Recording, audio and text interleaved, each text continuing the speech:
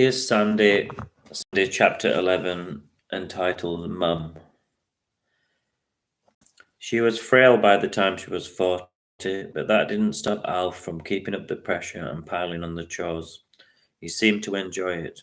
He wanted his tea on the table at an exact time, piping hot, and woe betide her if it wasn't. Simon had saved some crisps from school, and he poured them into the bowl with a clatter. Sandy licked them up and shook her head momentarily.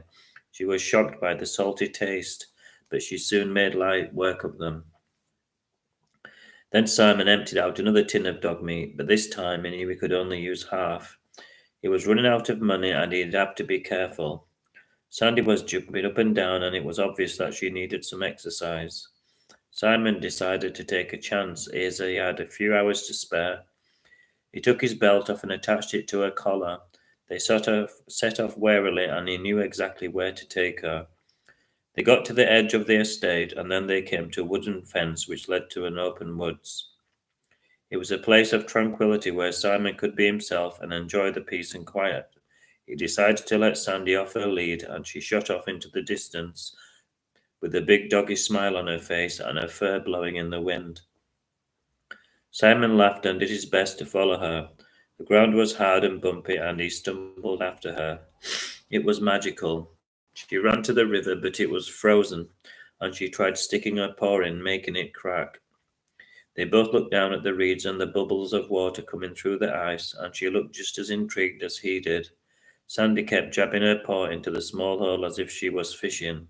It was so funny. Simon leant down and crushed the snow into a ball and threw it as hard as he could towards the trees. Sandy followed the ball of snow with her tail wagging and her soft paws skidding on the snow.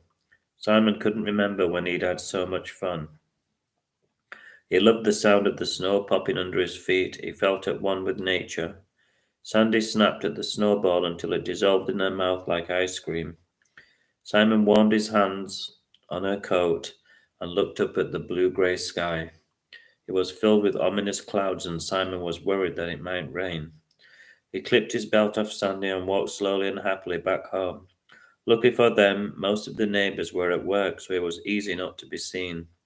Sandy lay in the corner, panting happily, and Simon took her paw in his hand. It was hot and sweaty, and then he bid her goodbye. Coming up, chapter 12, Home.